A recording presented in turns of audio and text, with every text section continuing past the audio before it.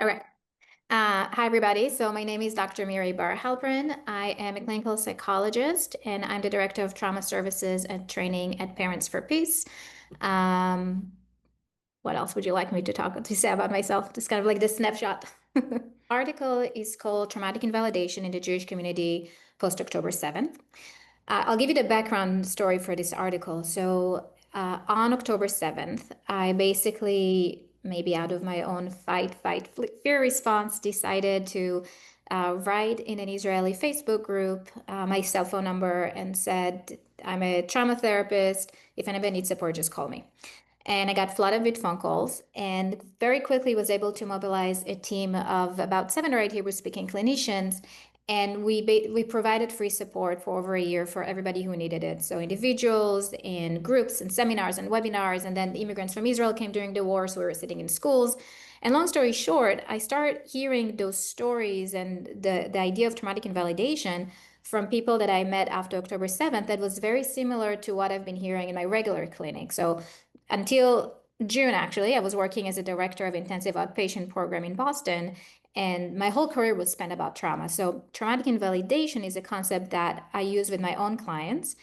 And it's a known phenomenon in the field. It's from dialectical behavioral therapy. It was coined by Dr. Marsha Linehan and Melanie Arnay. And it was tested about other minority groups and marginalized groups, but never on Jewish people. So I Mm. started collecting all the stories that I've heard from the people I've met after October 7th and connected with a colleague that worked with me in McLean Hospital. And we decided to write this article.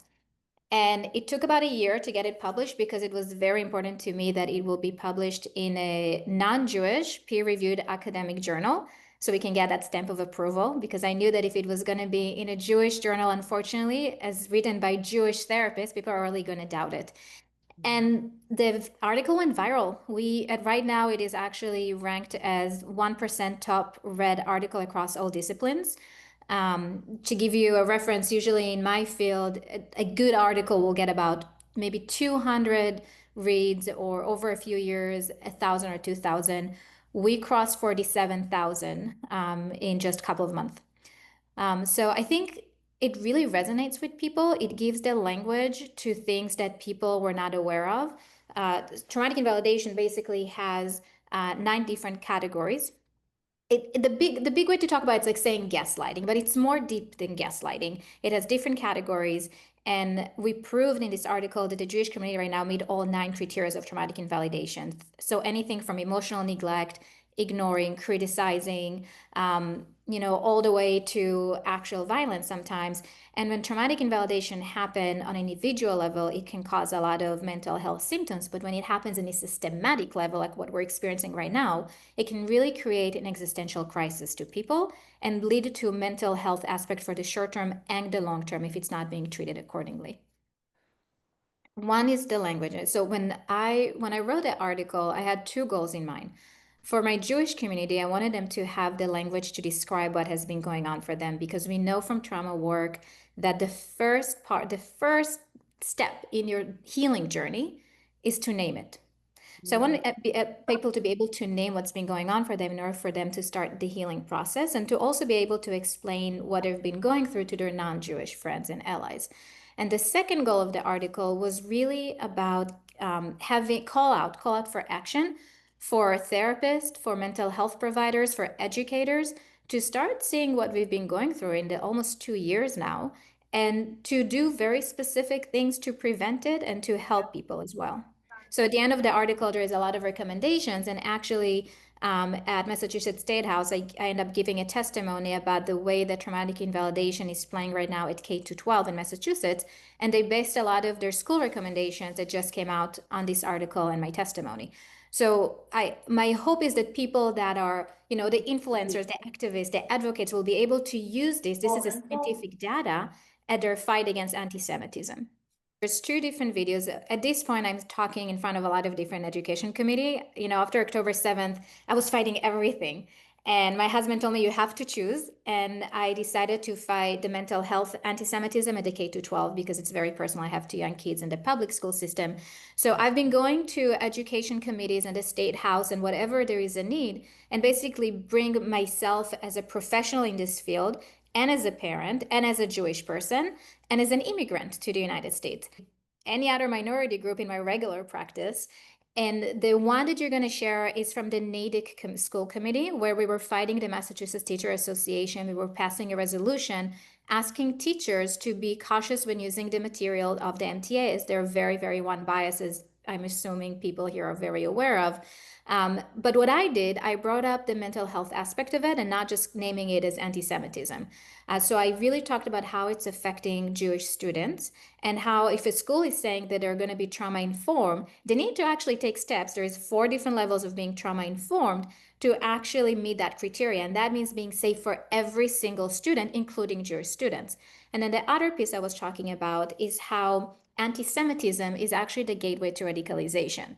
So the organization that I work with, Parents for Peace, which is a fabulous organization I'll be happy to expand about later, we show that anti-Semitism is the connective tissue across all terrorist organization and all radicalized group, and we have the data to show it. So when I speak in front of those committees, I actually tell them this is really not just a Jewish problem, because this is an everybody problem. But if there's anti-Semitism, we're all more vulnerable to radicalization, which makes it your kids' problems as well. So I use those two lenses of how what's happening right now is affecting us, the Jewish community, and it's also affecting everybody, not just us. And I'm happy to say that we are able to pass this resolution in Natick. And in the State House, which if you want to hear my testimony there, I put a link to the website, it's under media. It made a big impact. And I think that's where we have power. Each and every one of you that's in this call is bringing something very unique. You're here because you're an advocate and you're an activist and you're doing what you can be doing to fight this anti-Semitism. So I would encourage you to find out what is your strength, what are you bringing from your professional life and from your personal life, and use it. Told my classmate that they deserved it, and another one was told not to participate in a class discussion because she was Jewish and the topic would be too much for her. This is even worse for the Israeli immigrants, which we have a lot in the Native community. They are held responsible for the action of the Israeli government and being shamed for their nationality. This is not inclusion. This is traumatic invalidation, the term we use to describe what happens when someone's pain is denied, politicized, or erased by the very system meant to protect them. It can have a devastating effect like depression, anxiety, PTSD, and long-term harm for child development, severe mental health issue, and lack of trust in institution. I spoke here last year and wanted to warn you about this topic, and unfortunately, the situation has escalated and the problem starts with education. When the largest teacher union in Massachusetts is promoting a one-sided narrative that is Jewish racism and anti-Zionist, or to quote my colleague, Arno Michaelis, who is a former neo-Nazi, MTA materials are word to word the same stuff I used to say as a white supremacist in the 90s. It is our duty to speak up and protect our kids. Teachers work so hard and have limited time to vet resources. We need to help them set clear expectations when it comes to a topic that even adults, as we've seen here today, have difficulty talking about. They need to be vigilant, they need to be nuanced. This is not just an education issue, it's a social issue, and it's not just a Jewish issue. The problem is that it's about radicalization. Teenagers are already vulnerable to thinking in a black and white way, and when the school pushes this narrative, it fuels hate, deepen polarization, and leave youth vulnerable to extremist ideologies. And addressing this requires urgent action, and it starts right here, right now. Teachers should be teacher and not just social justice activist. We need teacher that teach our kids critical thinking. Anti-Semitism is the gateway to radicalization, and when we tolerate hate for one group, we will tolerate hate for other groups as well. In fact, in my organization, we get phone calls from every type of terrorist organization, and every single phone call we get has anti-Semitism in it. But I'm not here as a psychologist. I'm here as a mother. Since October 7th, I had to make the impossible choice. Do I let my son speak Hebrew in public? Do I wear my Star of David necklace? Do I tell my kids to hide who they are so they can feel safe?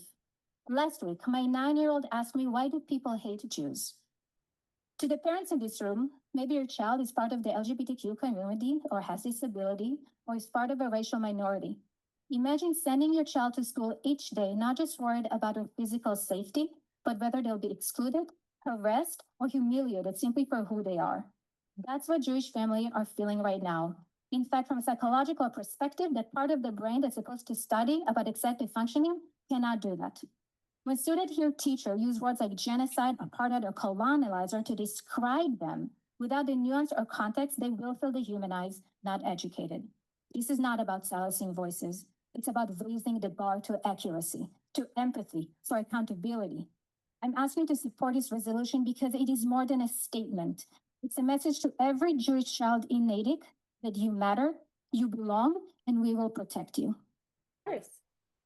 So my background story, or who I was before October 7th. So like I said before, I'm a trauma therapist and I grew up in Israel. I moved to the United States almost 18 years ago for my doctorate. And when I moved here, I didn't think that I have trauma. Growing up in Israel was abnormal, is very normal. And only when I was actually at a party here in Connecticut, the lights went on at like 2 a.m. and my instinct was to take cover.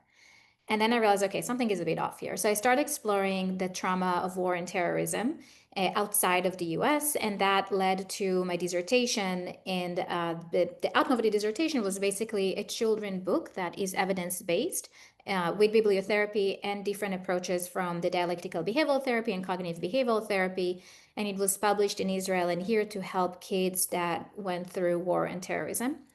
And it really pulls from things like grounding techniques and psychoeducation and changing the narrative, but also finding a community and finding a sense of belonging. And the story is it's a journey that a puppy named Billy is going through to find a superhero to save his town, and he meets all those creatures along the way, and everyone he meets along the way teach him a different skills. And then I'm going to ruin the end of the story. But he finds out that he has the strength all alone, that he has it all embedded in him, and he brings the hope back home.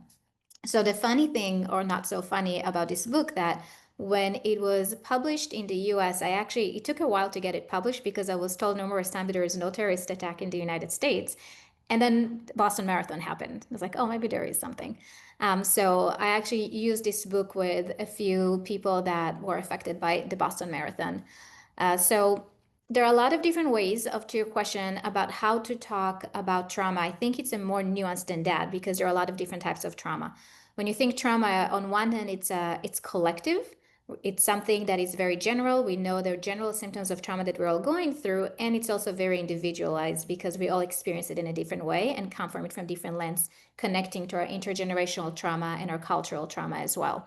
But the big thing I would say is that if you're a parent and you want to navigate a conversation with your kid, you want to make sure that it is developmentally appropriate, meaning that you're using a language that fits the kid's requirement, that you're doing it in a way that is eliciting curiosity. You want to lean in to see what your child knows, what they don't know, and then try to have a conversation around it. You want to make sure that they are grounded throughout the conversation and that you're a safe person for them. And now I actually always especially with Jewish clients, I would add you want to cope ahead with your kids. We're here for the long run. This is not going anywhere. Unfortunately, there's going to be a lot of invalidation in our future. There's going to be a lot of anti-Semitism in our future for the next few years. And we want to make sure that our kids are ready for that. We want to have those difficult conversations with them. So if someone is saying something awful, they'll know what to do and they'll know who to approach. You need to have a safe person in the school or in whatever education setting they're at. And you want to start those conversations so they feel comfortable coming back to you and sharing this information with you. And of course, if there's any symptoms related to depression or anxiety or PTSD, you want to refer them to a professional as well. And you said in the Instagram post that we shared before, you said that you were considering whether or not you should tell your child to hide their David Star necklace and things like this. What did you say in the end? So it happened on a few situations. One of them, it was November, right after October 7th, and I actually took my son to New York, and I did not feel safe. And at that specific situation, I did tell him to not speak Hebrew right now, and he was shocked. He was like, "Why?" Because we always talk Hebrew. And I explained, he knew about October 7th, he knows about the war, and I explained that sometimes there are people that do not like Jewish people and they might want to hurt us. And we just want to be hyper vigilant right now in this environment where we are. And then we had a follow-up conversation about what it's like to actually hide part of your identity, because I think this caused a lot of shame, especially the only time that I actually asked him to hide his identity, and I never did it again. And in fact, when we came back, I ended up putting two signs outside my home One says I stand with Israel, and the other one says there is no space for anti-Semitism. Oh. And I did it for a few reasons. One, I wanted to show my son that no one will timid us. We're here to stay, and we need to be proud of our identity. We need to be smart, but we need to be proud of identity at the same time. And the second reason why I put those signs out, I saw them in a few places around town. And I felt every time I saw one of those, oh, this is a safe person. This is a safe house. And I wanted to make sure that other people who are passing my house have exactly the same type of reaction to that. And today, if I walk with my son in the street and he sees either blue ribbons or signs, he goes, they like Israel, they're supporting us. So it's something that it's really about how you're communicating it and the why. To his question about why people hate Jews, this one broke my heart. I'm coming from a secular host environment. The only time I joined the temple was after October 7th. Before that, I was in temple for my brother's bar mitzvah. Like, this is not something that we do in the family, but I wanted to give my kids a sense of belonging and a sense of community. And I think right now, specifically, when you're thinking about the intersectionality of our identities, it is even more important to highlight those parts of your identity that are Jewish or Zionist, that are the ones that the rest of the world is trying to put down. We need to strengthen and amplify, because we're combating shame, we're combating anger, we're combating fear. And it's not enough just to bring us back to the level of, oh, it's okay. It's like, no, we need to be proud of that part of our identity, and we can't let other people dehumanize us. We can't disappear. We have to stand up with who we are. And when I said before, you need to do it in a smart way, I would not go to a protest of pro-Hamas protest with a whole Star of David on by myself as a woman, with being very, very visibly Jewish and in their face. Other people might do that. I know for myself this is not for me. But I think this is where, we talk about window of tolerance and what is with everybody's capabilities. This is where each person should ask themselves, what am I comfortable with, and where do I feel physically safe and emotional safe? Yeah, it's such a hard question, right? Especially as parents. I mean, I know that I had the situation last week. My daughter performed in front of a lot of people, and one of her songs is in Hebrew. And usually before the song, she says, well, I'm going to perform a song in Hebrew now because I'm an Israeli. And I specifically told her, it's okay that you sing the song, but don't say that you're Israeli. And she's like, wow, why? Like, who cares? No one cares, moms. It's all in your head. Like, she doesn't know anything. Yeah. As secular Israeli, we kind of have this self-confidence that everything's fine, and anyone that's, you know how we treated anti-Semitism before October 7th. So there's Yeah. like a transition for Israelis, because it's kind of like we bumped into this glass window. And this narrative of like we can be our own superhero, I really like it, because we're not the victims in this story, right? You 100%. We cannot be the victims. And I would also say that anti-Semitism, and I'm quoting Ben Freeman, who, if you don't follow, you should absolutely follow. He talks a lot about Jewish pride. He said so eloquently, anti-Semitism is not a Jewish problem. It's a non-Jewish problem that's affecting Jewish people, and therefore the non-Jews are the one who needs to fix it. And right now you're catching me. I'm double booked, but I didn't want to like not do this event. I'm actually in a conference here in DC that is sponsored by the American Muslim Women Association. I'm giving a panel here, and they said the same thing, that it's the non-Jews are the one who needs to stand up, especially stand up for us when we're not in the room. And what I love about MWEC, this organization that Anila Ali is leading, is that they're doing a lot of call for action, and they're actually putting those interfaith organization together to make sure that their voice is being heard. So we need to do what we can to support our own well-being and our mental health, and to speak wherever we can. But we also need to ask our allies, our non-Jewish people, to stand up and do the same for us. And I would not be ashamed to ask people very directly about it. I have a colleague here that started those lunch groups in Massachusetts for public officials and leaders. And she said, listen, throughout all these years, I supported you. I was there championing for every single marginalized group, and now it's your turn to support me. And she said it loud and clear, and she do like literally call them up. And I think that's what we need to do, especially for what you said before, Jews in the diaspora. Like, there's around for me, I did not grow up with anti-Semitism as an Israeli. I heard about it from my grandparents and from my parents. I'm a third generation Holocaust survivor. So this October 8th was quite a wake-up call for me. And I have to say, I don't know if Israelis in Israel understand what we're going through here, because obviously they're dealing with their own trauma, capital T trauma, and there's no way um, to match those two, and nobody's trying to. I think Yeah. what's happening to Jews outside of Israel and for Israelis outside of Israel is that we have this parallel universe that we're living in, that we need to function in our daily life and go to school and go to our jobs while also carrying that fear for our families in Israel and carrying fear about our colleagues here maybe attacking us and being anti-Semitic toward us. So it's a very different type of stress. It's not comparable, but it's actually very much linked. So it's a very interesting way of how to address it. And so I'm giving some workshops for healthcare providers and for mental health providers about how to support Jewish clients right now, and with a specific segment, how to support Israeli immigrants right now. Because there's also, I don't know if you would agree with me, I have a ton of guilt for not being in Israel while going through all of this. While my family is there, and that week and a half with everything happened with Iran, it brought me back to October 7th. I felt like it was a visceral reaction that I could not put into words initially, but it triggered my nervous system so much. And the guilt came up and the fear came up. And at the same time, you need to function in this world where people are justifying Iran. Like, what is happening here? Very proud Israeli. So my identity before, if you were to ask me when I moved to the US to describe myself, like, oh, I'm Israeli, I'm a psychologist, I'm a mom, like all of those stuff were lined up. And now it's I'm Jewish, Israeli, psychologist. Like the order of my identity changed because the society made it different for me. Because right now the society is targeting these parts of my identity, the Jewish and Israeli parts of my identity. God forbid, may I say Zionist, because then I'm like, I'm a baby killer apparently, where I don't have any other choice but to put it in the front because of the survival aspect of it.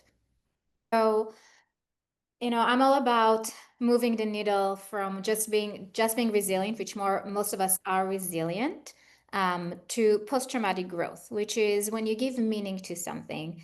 And the best antidote for trauma, what we know of, is taking control, is doing, right? Like even in Israel, they will say for the youngest kid in the room, you're in charge of bringing snacks to the safe room. Like you give doing something.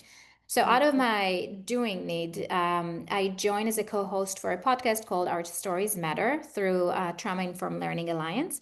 I met the other host, Susie Hess. She's a professor from California during a voluntary delegation to Israel. So this is the sixth season. I joined for the fifth and the sixth one, and now we're working on the seventh one.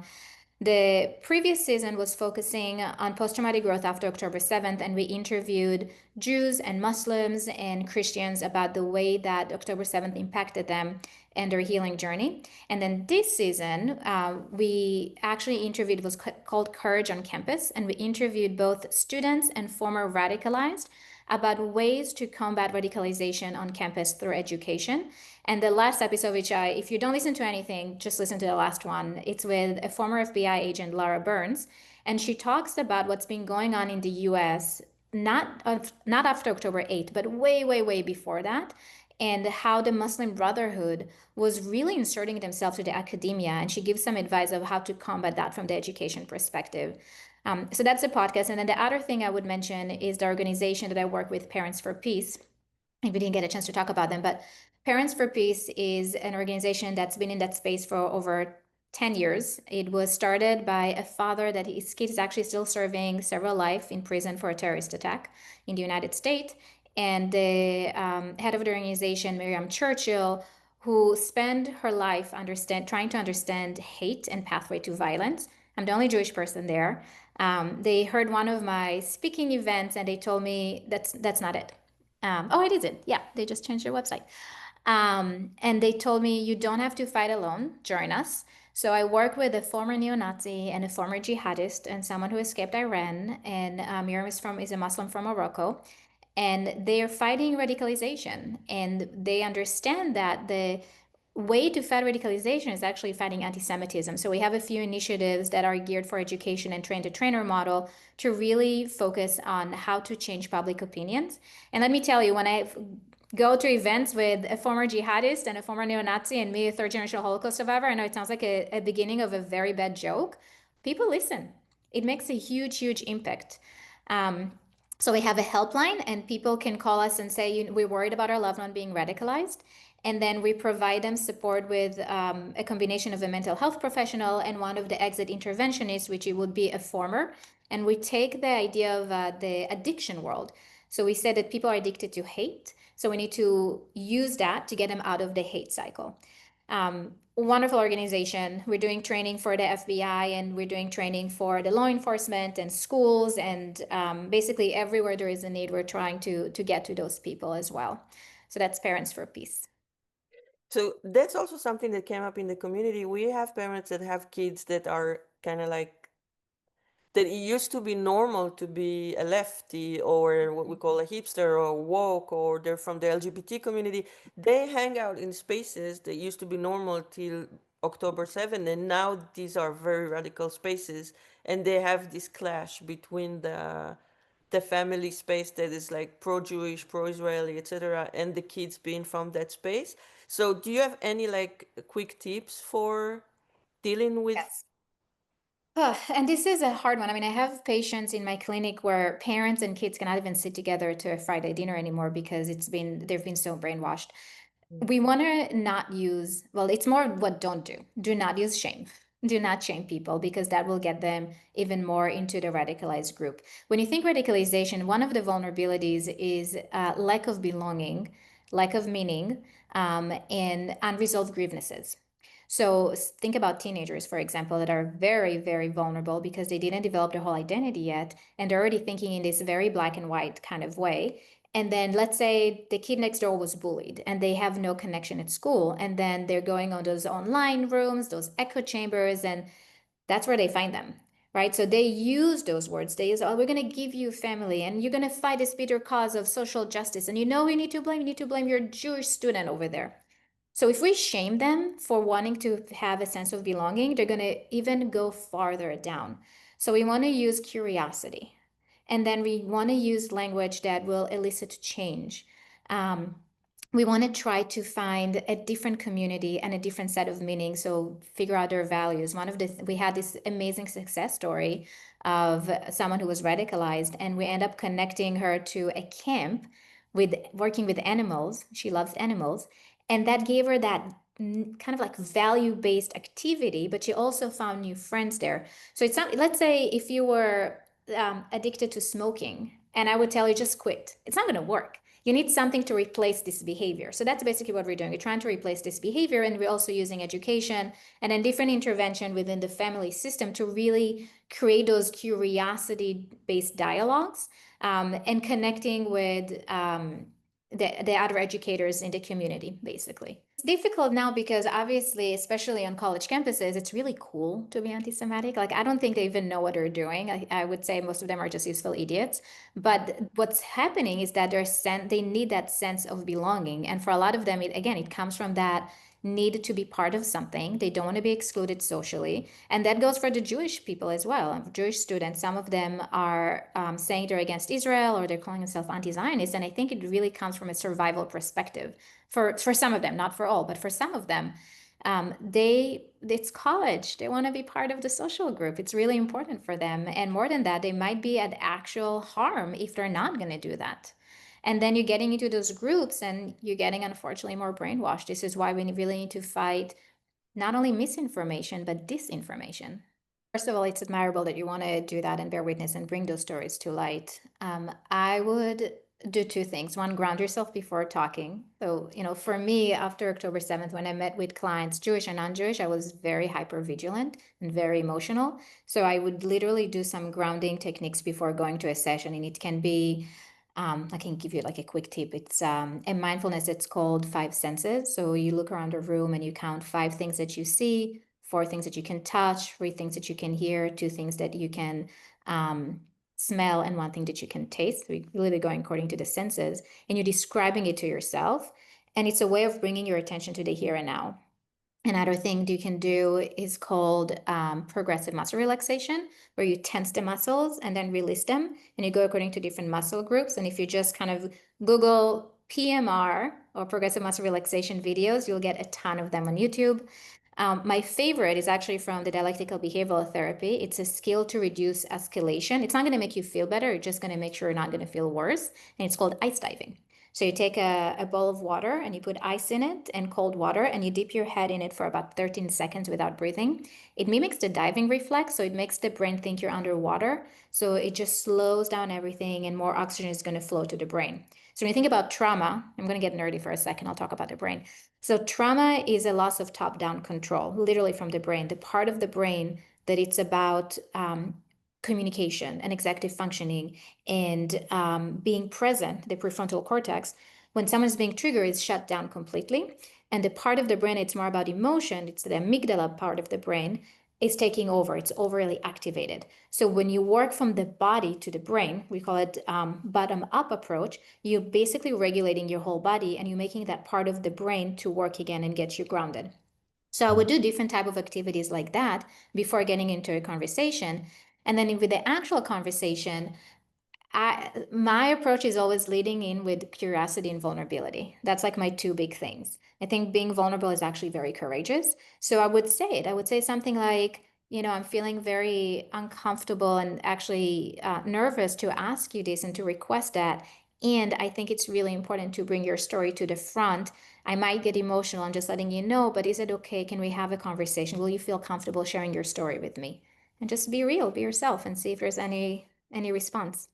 Um, I don't know if I would ever tell someone you need to get out necessarily because I will, as a therapist, I don't know if it's my role. I think my role is to figure out what is the right decision for them. So I might do pros and cons list, like for what are the reasons to stay, what are the reasons not to stay. I would explore what are the alternatives. Are they safe? Are they physically safe? And I will make it their decision, not my decision.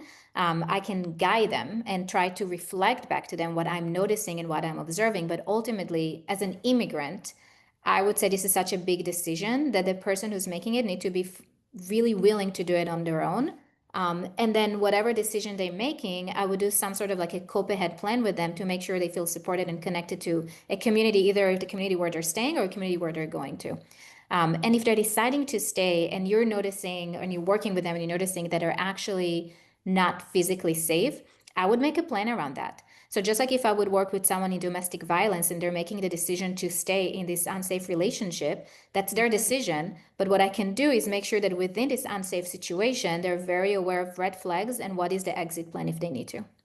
100%. First of all, I'm sorry for what you've been through. And I think that specifically for Jew of colors, it's and a lot of intersectionality with different marginalized groups, it has been even more painful and more traumatizing. In one of the episodes, we interviewed Dr. Yehuda Price, who is converted from Muslim to being an Orthodox Jew while he was in prison. He's a Black American guy who got his degree in afterwards, unique person. And he's actually talking about how he experienced more anti-Semitism than racism in the United States. And he also talks about what it's like to be a Jew of color within the Jewish community. I think part of and this is my own pivot, one of the biggest struggles in my opinion is that we are not united enough. Take example, all the different organizations that we have around the world for fighting anti-Semitism. Why are we not working together? They have data, they have information, and everybody's amplifying their own voices. We need to amplify each other's voices. Yes. Influencer, activists, scientists, all of that. This is one of my biggest issue is that we're not working together. Our power is in being together. And there's, I don't know if you're aware of this song by Chava Alberstein, Rikma Enoshit. It's we're all one living, breathing system. I really do think that way, and from Yes. all over the world. And healing needs to happen within our community and outside the community. Because if you're not together inside, if it's rotten inside, we're not going to be able to make changes outside. When I give talks on colleges, I start with leadership. I talk to administration, I talk to staff, and I tell them, you are the head. If you're not being trauma informed, if you cannot have a dialogue in this room among yourself, you cannot expect your students to be able to talk about these really difficult conversations. I would say the same to our community. I don't work in my office anymore, so I can full-time do this type of work. I do it because of my grandparents and I do it for my kids. So this is very personal to me. So if there's If there is a workshop needed or lectures or anything to bring it out there, that is literally my new calling. So feel free to reach out to me. Write about it. I think if you come up with a story that's called a betrayal, right? And I'm all about research and science, being embedded in the science of it and what it's like to feel betrayed by your community. I mean, the reason I was trying to push the traumatic invalidation framework, it's because I didn't make it up. It's already there. I'm not asking for any special treatment. I'm just asking to be seen just like any other person, by the mental health community and the rest of the community. But when you think about it, betrayal and traumatic invalidation, when it comes from the society, it really creates this existential crisis for people because we need our society to survive, right? When we were all cavemen, like years and years ago, we had to be part of a tribe in order to survive. So when the society is betraying you, to your point, or invalidating you, and it's happening again and again and again, the core sense of self and how I view the world and how I view others is shattered. It changed because our safety is not the same anymore. So I would encourage you to do some research and start writing, and feel free to contact me if I can help. I will be happy to help you. Same way I would talk with non-Jewish people. I would bring it back to humanity and the people in front of me. So I'm a big believer that we need to start seeing people as people and not as problems. So I will bring it back to my own experience, especially if it's someone that I know. I would try to explain to them how I feel instead of getting into the politics. I would say something like, when you're talking about dirty Zionists, you're actually hurting part of my identity and you're making me feel unsafe. And this is why. And I would try to bring it back to the emotion behind it, because we're all connected with emotions, right? At the end of the day, sometimes when I give my talk, I would actually start by saying to non-Jews, I would say, when is the last time you felt your heart is beating really fast? When is the last time you felt unsafe when you left home? When is the last time you're worried about your kids? This is how I'm feeling right now, every day since October 7th. So I bring it back to the humanity part of it to get connected. The other thing I would say, you need to know where to spend your energy and on whom, and where not to do that. So I try to categorize people into a few kind of like subgroups. One are they don't want to listen. There's no point. They say they're listening, but they're there to give you the same rhetoric and to yell back at you. I'm not even going to try to waste my time on them. Not on social media, not in protest, and not on conversation. It's not worth my energy. I have limited energy. Not worth it for me. Then there are the ones who are on the fence, that are already convinced, but they're willing to engage with you. That's an opening. If I'm on a good day and have like the fight in me, I would go all in and I would bring all my knowledge, and I would connect it to them, and I would talk about radicalization and all of those stuff. And every time they will say something that I know is not true, I would bring data to the room. And if they're shutting me down, I would bring it back to, can we go back to the dialectic here? Can I show you again? Are you here to listen to me? Would you be willing to listen, or is this conversation over? And then they're the one who actually wants to learn. I love those. I would spend my day talking with those people and try to make sure that they're knowledgeable enough to then go and share the knowledge with other people, almost like a train the trainer type of model. Those would be like my community friends, my neighbors, or other moms from my kids' school. I invited them. Actually, we had a screening of October 8th, and I was in a panel, and I asked them very specifically, would you come support me and watch the movie and stay for my panel? And they showed up. And when we did, we had an event for the hostages, and they showed up for there. But I asked them, and if I don't ask them, they don't know, and they're not. There's not going to be any difference. So I guess a long way to say, figure out who you want to waste your energy on, because it's not going to be worth it for everybody. And we're already in this very long stress marathon that you want to be very deliberate and specific and strategic about how to do it. Someone, and their automatic reaction is Hamas is our freedom fighter and they're resistant, and globalized intifada. That tells me everything I need to know about this person. Globalized intifada I can actually still work with, because then I bring my personal experience of growing up during the intifada and making sure they know what they're actually saying, right? There was a Yasmin Muhammad, she interviewed me for a podcast, and it started with that, like, with what does it mean to globalize the intifada when you hear that as an Israeli who lived through it, and a lot of people don't know even what the word intifada means. So I try to educate them. But I mean, to your point, I was asked to do an event with like an interfaith coexisting with a Palestinian poet, and I said yes, I would love to do that. My only request was, will that person be willing to acknowledge the atrocities that Hamas did on October 7th are not acceptable? And I was told no. I was like, then I cannot do this event. So this is basically my values, and this is where I draw the line. If someone is not willing to see my pain and my humanity and to acknowledge something that is clearly wrong, then I don't think I can have any type of productive conversation then. Absolutely. This is something that I work on with my own therapist, is like when to say no to stuff. And part of it is when it feels unsafe and when it feels that my own dignity or my own values are going to be jeopardized. And the third thing is you live, you learn. So for example, apparently I'm not good with protests. I went to a few protests and it was early on. And my instinct was to engage in conversation with those people. And it did not end well because I'm using logic, they're using like whatever they're throwing at me. And my kid was there. And they start basically saying stuff that my 9-year-old has been hearing. And like, this is my line. Like, I am not going to put my kids at risk. And I'm not going to put, it took me 24 hours to recover from that because I felt so sick to my stomach at that moment. And it was not worth it. It was absolutely not worth it. So those are my lines, is knowing when am I, Miri, is going to be effective and when am I not going to be effective. So I know now, protest, no. But put me in front of the State House Education Committee or any other leaders, I'm your person. Like, I can do that in my sleep, and I will always welcome very uncomfortable conversation. I always say, people try to protect me when I go to like my college tours, for example. And the moderator was saying, we're not going to ask you difficult questions, or we're going to buffer them. I was like, no, ask me. Let them ask me those questions because I'm not afraid of being uncomfortable. Only if people are discomfort and uncomfortable and curious, we're going to be able to change and move the needle. I welcome those conversations. Those are my bread and butter conversation because I actually have the language and the science behind me to answer those questions in a very rational way. So I try to use my set of skills, all of the history of who I am as a psychologist and a trauma expert before October 7th, to bring it to the conversation.